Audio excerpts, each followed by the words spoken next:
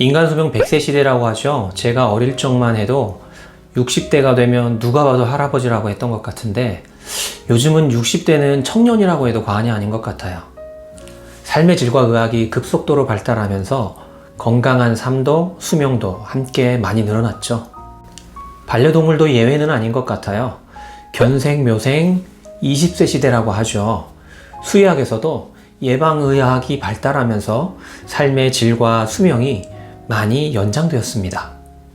수명이 연장되다 보니 노령견, 노령묘의 만성질환의 비율도 참 높아진 것 같아요. 반려동물도 사람과 똑같이 암이나 당뇨병, 만성신부전, 만성신부전 같은 질병이 참 많아졌죠.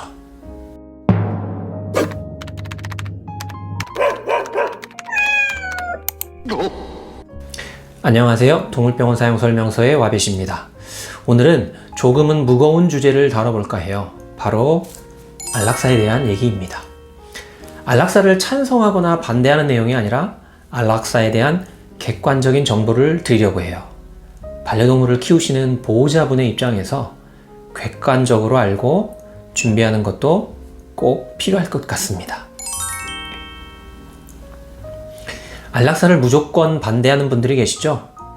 자연스럽지 못한 죽음이라고 생각하시는 것 같아요. 삶의 질을 선택할 것이냐, 생명의 유지를 선택할 것이냐로 보는 분들이 계시지만 저의 생각은 좀 다릅니다. 고통을 주더라도 생명을 연장하는 치료를 계속할 것이냐, 아니면 고통을 덜어주는 마지막 치료를 해줄 것이냐 라고 생각해요. 안락사는 치료를 포기하는 것이 아니라 반려동물의 고통을 덜어주는 마지막 치료라고 생각하거든요. 자연스럽지 못한 죽음에 대한 논란은 항상 있어 왔죠. 하지만 이미 우리의 반려동물은 인위적으로 수명이 상당히 연장된 상태입니다.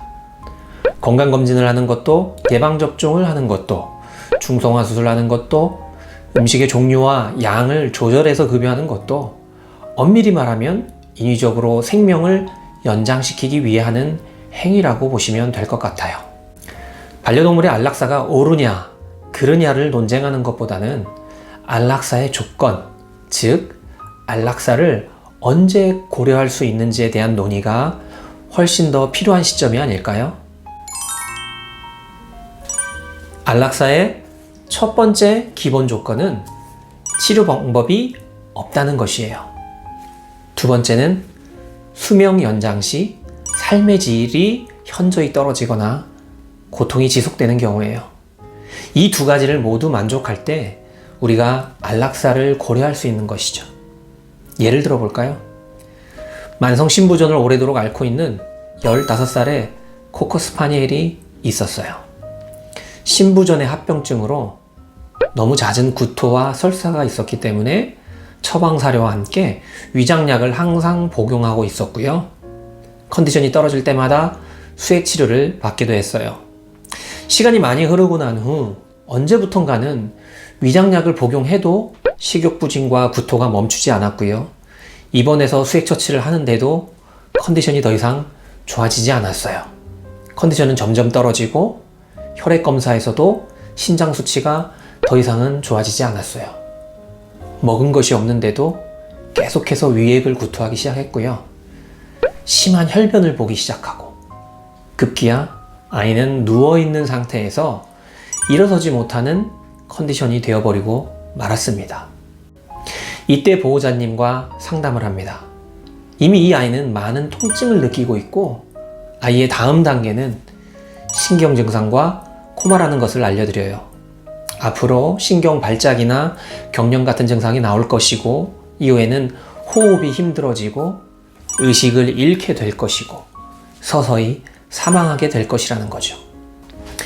저는 개인적으로 아이가 인지 능력을 상실하기 전에 안락사를 고려하시라고 말씀드립니다. 아이가 떠나기 전에 마지막으로 눈을 맞추고 대화를 하시라는 거죠. 아이가 마지막으로 본 사람이 보호자이어야 마음이 좀 더 편안한 상태에서 눈을 감을 수 있다고 생각하기 때문이에요. 14살의 말티즈 행복이라는 아이가 있어요. 보호자님이 10여 년 전에 보호소에서 구조하고 키우시는 아이인데요. 구조 당시에도 시력이 없었고 선천적으로 심장과 관절이 안 좋고 호르몬 질환인 에디슨병도 앓고 있어서 주기적으로 검진하고 매일매일 약을 먹이면서 잘 케어해 오셨는데요. 1년 전부터 행복이에게 치매가 오기 시작했어요. 증상이 점점 심해져서 급기야는 허공을 보며 짖고 변을 보고 나서는 발로 항상 짓이겨 놓고 발바닥에 피가 날 때까지 제자리를 빙글빙글 돌기 시작했어요. 사료도 스스로는 찾아 먹지 못하게 되었고 끼니마다 입에 습식사료를 넣어주어야 받아 먹었습니다. 10여 년을 정상으로 보살펴온 보호자님도 너무 힘들어져서 저와 상담하러 내원하셨는데요. 안락사를 묻더라고요. 여러분은 어떻게 생각하세요? 이런 경우도 안락사의 대상일까요? 물론 절대적인 기준이 있는 것은 아니죠. 하지만 수명을 연장시키는 데 있어서 행복이의 삶의 질이 엄청나게 떨어질까? 고통이 많을까? 라고 생각해 보면 아니라는 결론에 쉽게 도달할 수 있었습니다. 10년 넘게 저희 병원을 다니시던 분들이라 보호자분의 사정도 어느 정도 알고 있었기 때문에 저는 안락사가 아니라 호스피스 입원을 권해드렸어요. 사료와 약을 병원에서 먹여주고 매일매일 씻겨주고 상처를 치료해주고 컨디션에 따라서 수액과 영양제를 놔주고 하면서 지내는 거예요. 보호자분은 시간이 될 때마다 병원에 와서 면회를 하고 아이와 잠깐씩 놀다 가는 거예요. 이렇게 행복이는 6개월째 잘 지내고 있습니다. 물론 경제적인 여유가 없다면 이마저도 쉽지는 않을 수 있어요. 하지만 안락사라는 것은 철저하게 보수적으로 고민하고 선택해야 하는 것임에는 틀림이 없으니까요. 안락사는 혈관 주사를 통해 진행이 되기 때문에 IV 카테타를 장착하게 돼요. 그 다음부터는 3단계에 의해서 진행됩니다. 첫 번째는 진통제 주사 처치. 현재 있는 통증과 다음에 이어질 주사제가 들어갈 때의 통증이나 불편감을 최대한 억제시켜주는 거예요.